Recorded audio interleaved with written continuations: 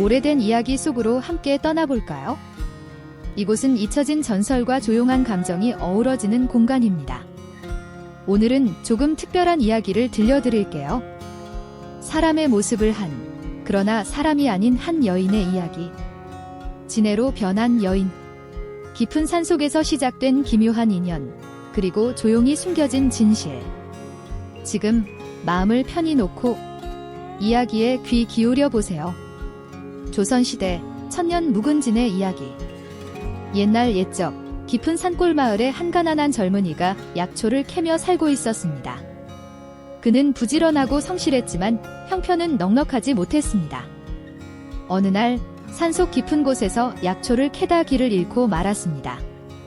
해는 지고 어둠이 내려앉는 가운데 그는 멀리서 아지랑이 같은 불빛을 발견했습니다. 작은 초가집 하나가 산자락에 외롭게 서 있었습니다.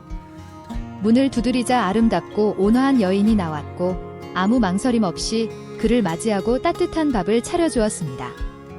그녀는 말했습니다. 약초를 캐는 것 외엔 다른 일은 없겠지요.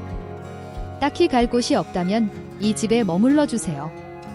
장날에 시장에 다녀와서 본 것을 이야기해주기만 하면 하루의 은화 10량을 드리겠습니다. 일이 너무 쉬워서 처음엔 믿기 어려웠지만 그는 결국 승낙하고 그 집에 머물기로 했습니다. 이후로 그는 평일엔 아무 일도 하지 않고 쉬다가 장날이면 시장에 다녀와서 본 것들을 여인에게 이야기해 주었습니다. 그녀는 늘 고요히 고개를 끄덕였고 은화 10량을 손에 쥐어주었습니다.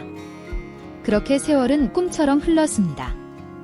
어느 날 그는 장터에서 이상한 장면을 목격합니다. 밀짚 모자를 쓴 소년이 당나귀를 타고 지나가는데 방울이 당나귀가 아니라 소년의 모자에 달려있던 것입니다. 집에 돌아온 그는 웃으며 그 이야기를 했고 여인의 표정이 굳어졌습니다. 그 아이를 다시 보면 몰래 따라가 주세요. 반드시 어디 사는지 알아내야 해요. 며칠 뒤 그는 소년을 몰래 뒤쫓아 산속으로 들어갔고 결국 동굴 앞까지 따라갔습니다. 그런데 소년은 갑자기 사라졌고 그가 망설이고 있을 때 눈앞에 나타나 이렇게 말했습니다. 당신, 여인의 부탁으로 따라온 거죠? 그 여인이 누군지 알아요? 그 여인은 사람이 아니라 천년 묵은지네예요. 소년은 사실 천년 묵은지렁이었고 만약 살고 싶다면 진한 담배와 송진을 준비해 진해에게 연기를 불어넣으라고 말했습니다. 그래야만 죽일 수 있다고. 그는 무거운 마음으로 돌아와 열쇠구멍으로 방 안을 들여다보았고 그곳엔 여인이 아닌 거대한 진해가 또아리를 틀고 있었습니다. 그는 온몸이 얼어붙을 듯 충격을 받았지만 손에 든 담배와 송진을 내려놓고 말았습니다. 그녀는 단 한 번도 그를 해치지 않았고 오히려 따뜻한 존재였습니다. 차라리 내가 죽지. 어찌 그녀를 죽이겠는가. 그는 송진을 강물에 씻어내고 조용히 집으로 돌아왔습니다.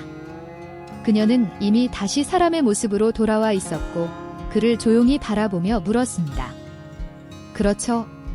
이제 알게 되었군요. 그녀는 그에게 모든 진실을 털어놓았습니다. 자신은 원래 진해였고 남편이 천년 묵은 지렁이에게 죽임을 당했다는 것 복수를 위해 살아왔지만 혼자 힘으론 상대할 수 없었습니다. 그래서 부탁했습니다. 내일 그 자와 싸울 거예요. 힘이 막상막하라 쉽게 이기기 어려워요. 그러니 제발 마지막 순간에 소리 한 번만 질러주세요. 그때가 내 기회예요.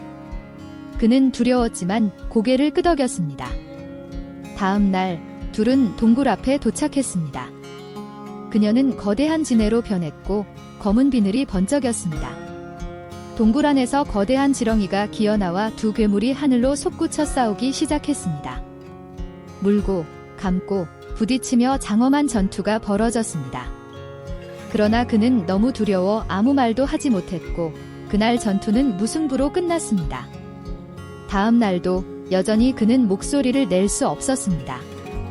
그녀는 말했습니다. 내일이 마지막이에요. 이번에 못 죽이면 3년을 더 기다려야 해요. 그땐 내가 아니라 그가 당신을 먼저 죽일 거예요. 셋째 날 하늘이 흐려지고 바람이 불었습니다. 두 생물은 다시 하늘에서 맞붙었고 그 순간 그는 온 힘을 다해 외쳤습니다. 지금이야. 물어. 그의 외침에 놀란 지렁이는 순간 고개를 돌렸고 그녀는 단번에 목덜미를 물었습니다. 지렁이는 땅에 떨어져 죽었고 그녀는 다시 사람의 모습으로 돌아와 조용히 말했습니다. 정말 고마워요. 이제야 복수를 끝내고 내가 있어야 할 곳으로 돌아갈 수 있어요. 그녀는 미소를 지으며 안개처럼 사라졌습니다. 그가 집으로 돌아왔을 때 초가집은 온데간데 없이 사라져 있었습니다. 대신 풀밭 위에 작은 괴짝 하나가 놓여 있었습니다. 괴를 열자 안에는 금화와 비단, 그리고 짧은 쪽지가 들어 있었습니다. 당신의 마음, 그것이 내가 받은 가장 소중한 선물이었어요. 이야기는 여기서 끝이 났습니다. 마치 새벽 안개처럼 조용히 사라지는 이야기였죠. 아무리 오래된 인연이라도 진심은 시간을 넘어 마음에 닿습니다. 끝까지 이야기를 들어주셔서 감사합니다. 당신의 마음도 조금은 따뜻해졌기를 바랍니다. 마치 오래된 꿈에서 깨어난 듯이. 다음 이야기에서 다시 만나요. 평온한 하루 혹은 조용한 밤 되시길 바랍니다.